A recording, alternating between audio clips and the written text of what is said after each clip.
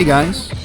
Today I'd like to take you to Chiba Prefecture and show you a pretty unique mountain with beautiful views, statues that date back to the 1700s, and a nice little beach. I hope you'll enjoy it.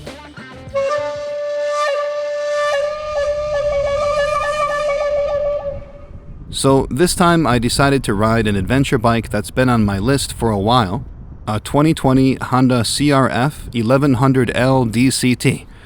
Whew! Or, in other words, the Africa Twin. Why is it called an Africa Twin? Because this thing is a beast. It has a liquid-cooled 4-stroke 8-valve parallel twin engine with 1,084 cc's. Pair that with 9.8 inches of ground clearance, Showa suspension, and disc brakes with ABS, and this thing is ready to take on whatever terrain you put it through. But besides being a beast, it's named Africa Twin for another reason.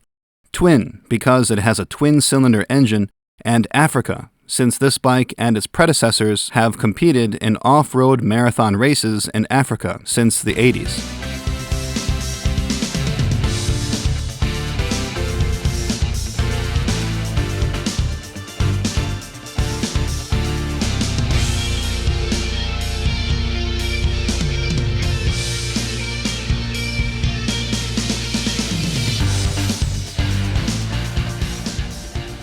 The Africa Twin also comes with all sorts of bells and whistles. There's a TFT touch panel screen with navigation, and Bluetooth which is compatible with Apple CarPlay and Android Auto. There are different riding modes you can choose from, including Tour, Urban, Gravel, and Off-Road, along with a couple of custom modes. For any charging needs, there's this 12-volt power outlet, and on the other side, a USB port. There's also cruise control and heated grips with different heat settings. Even when wearing gloves, the highest level was borderline burning my hands, so I found the middle setting to be just right. Oh, and this particular model has a DCT, which is basically an automatic transmission, so there's no gear shifter or hand clutch, just this parking brake. In order to prevent riders from pulling on this thinking it's the clutch, it requires a much bigger reach to grab it. Nice, safe design there. So now that you've been introduced to today's ride, where are we going? Our main destination today is called Mount Nokogiri. It's in Tokyo's neighboring prefecture, Chiba. I could get there by going through the heart of Tokyo and around, but there's going to be a lot more traffic that way. I'd rather take the Tokyo Bay Aqua-Line to cut over to Chiba. It should be a bit quieter, and it's more of a direct route from where I live. I talk all about this underwater tunnel in my video titled A Ride to Chiba Prefecture. If you'd like to know more details about Tokyo's Aqua-Line, then you might want to give that video a watch sometime. I'll put a link to it in the video description below. Well, if you guys are ready, let's get going.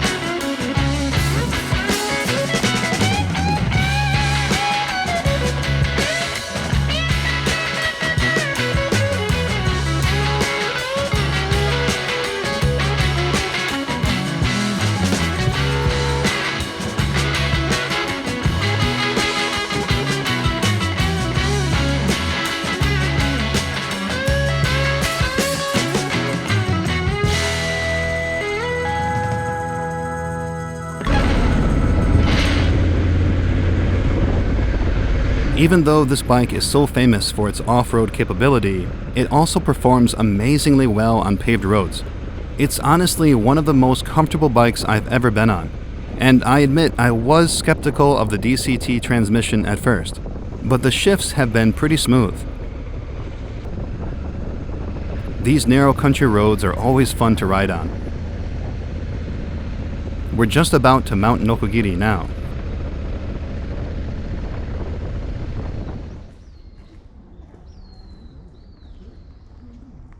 About 1,000 square meters of Mount Nokogiri are part of the Nihonji Buddhist temple grounds and contain some pretty neat statues, like this one. Standing at 31 meters high, this is the largest monolithic stone Buddha statue in Japan, and it's carved directly into this rock wall. After 3 years of carving, it was completed in 1783. This particular Buddha is holding a medicine pot in his left hand and is said to be able to heal people from disease. It's time to see some more sights on this mountain, and that means steps. Many, many steps. Mount Nokogiri is 330 meters high. This relief sculpture is known as the Hyaku Shaku Kannon, the Buddhist goddess of mercy, and she's 30 meters tall. The carving on this began in 1960 and took 6 years to complete. This goddess is the guardian of safety for marine, air, and land transportation. Pretty neat sculpture. Looks like something out of Indiana Jones. Mount Nokogiri used to be a stone quarry for hundreds of years, and the name Nokogiri means saw. Looking up at that jagged area at the peak, it resembles the teeth on a saw blade, hence the name of this mountain. Let's go get a closer look.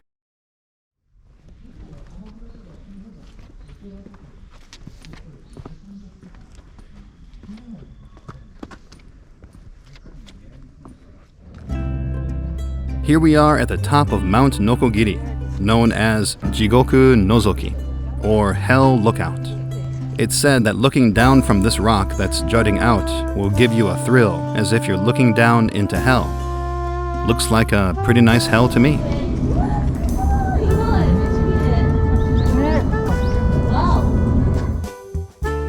Those ladies speak the truth.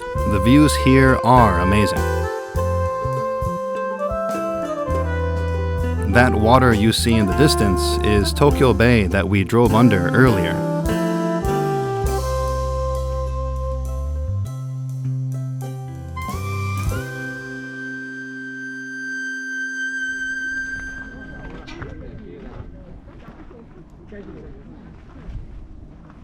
Well, I suppose it's time to leave this scenery behind and start heading down. This path will eventually take us past a huge number of smaller stone statues that represent the disciples of Buddha. Should be interesting.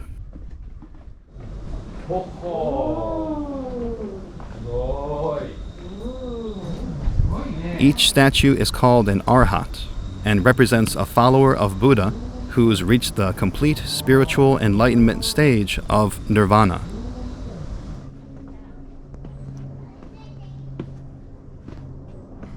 There are 1,500 of these Arhat statues in total, and after 21 years of carving, they were completed in 1798.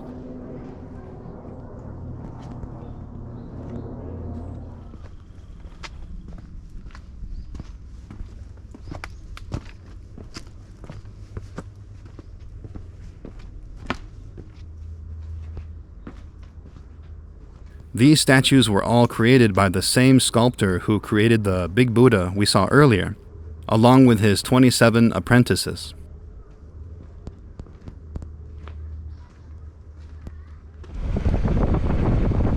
That was a pretty cool mountain. Now, let's see if we can catch a decent sunset at a nearby beach.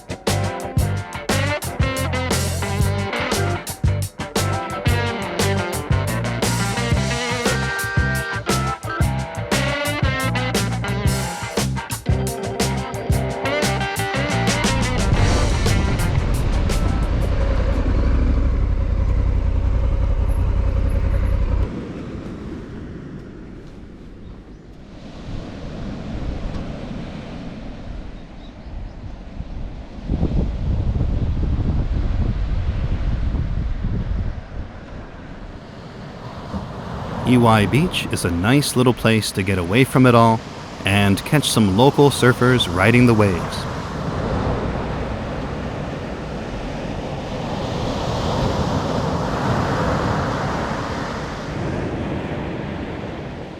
Well, I hope you guys enjoyed today's ride to Chiba Prefecture. I always do. I'll leave you now with these peaceful ocean waves. Until next time, take care, and I'll see you guys in the next video.